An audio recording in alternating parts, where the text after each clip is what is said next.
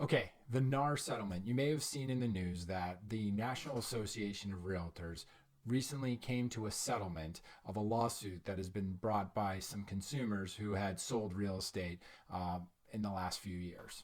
And to really oversimplify it, essentially, you had a group of people who had sold a home and were alleging that the National Association of Realtors had violated antitrust law and improperly represented them and forced them to provide compensation to buyer's agents as sellers of property.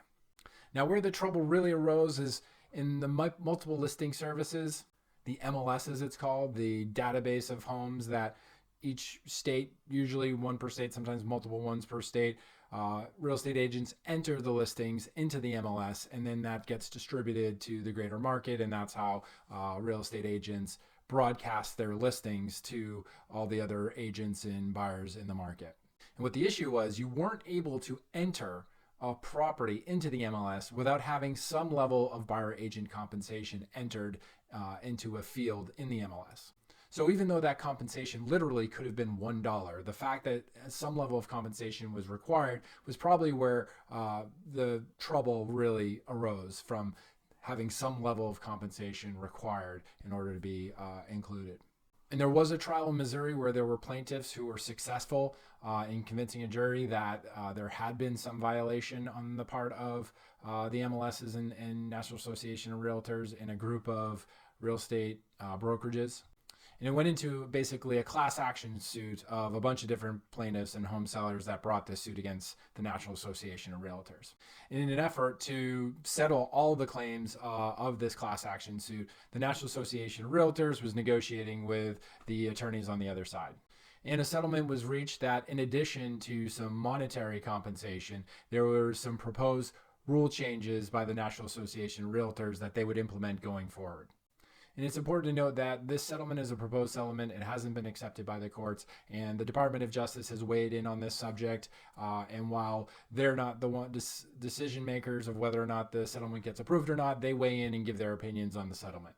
So let's get into the proposed changes. There's really three main ones that we'll highlight, and I'm going to explain to you how that would affect you as a consumer with the new rules. The first proposed change is that real estate agents will be required to explicitly state to sellers that they are not obligated to offer a buyer's agent compensation for bringing a buyer to purchase their property. Now, this has always been the case, and this is how the settlement proposal kind of gets spun into. Gone are the days of 6% commission. Commissions are now negotiable, which to me is a pretty silly take. Commissions have always been negotiable. There have always been agents that charge different amounts for their services and the compensation level. So that's always been the case, but now it will need to be explicitly stated to the consumer when you're an agent signing up to list someone's home that buyer agent commission is not required to be provided by you as the seller. Now, I have my opinions on how prudent of a decision not offering buyer's agent compensation would be in terms of making sure that your property will sell for the highest price. But, that's a different conversation for a different day, and we'll see how this plays out, and maybe I'll be wrong. The second proposed change is that all buyer's agents must have a buyer agency agreement with their buyers. So where before you could start working with a buyer's agent, you wouldn't have a contract between you and the agent that dictated the agent's compensation in that relationship. A lot of times agents would just work with a buyer, and it would basically be a trust thing that if I, as a buyer's agent, help you buy the home, that I'll be compensated by the seller. And since in our market, it was often the case that the sellers were providing buyer's agent compensation, it wasn't really an issue. And on the rare occasions where a seller wasn't offering compensation, or a compensation level that was far below what was needed for my services, which definitely did happen, I would disclose to the buyer, here's the circumstances, this is how we make up for it. But now buyers will be required to sign a contract with a buyer's agent when they engage with a buyer's agent that spells out what their compensation is, and will make clear that if a seller is not providing that compensation to the agent, that the buyer will be personally responsible for that compensation. And the last one is that buyer agent compensations will no longer be listed in the MLS.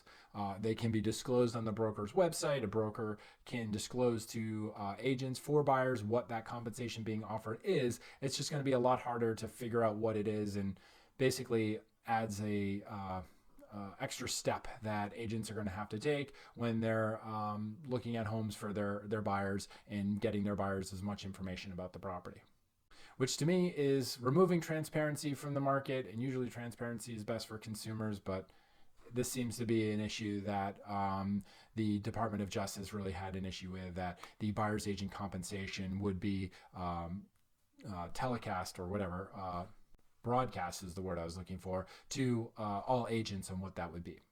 So those are the three big changes. There's been a lot of discussion that this is going to dramatically change the real estate landscape. It's going to bring down prices. It's going to dramatically reduce commissions for real estate agents. Who knows? That remains to be seen. I don't think that's the case, but I don't have a crystal ball, so hard to say. I do think this is good for the industry, and I do think it's good for consumers to have more transparency, and for buyers agents to really have to articulate their value. Not all agents are the same. Some are going to provide a lot more value to you as a consumer than others. And I think when it's a little more clear that you will, as a buyer, will be committed to compensating your agent if the seller doesn't, as a consumer, you probably want to have a much better understanding of what that service will be. And potentially maybe that will weed out some of the agents who aren't providing a high level of service and are simply providing minimal service for commissions that were pretty on par with other agents who were providing a much higher level of service.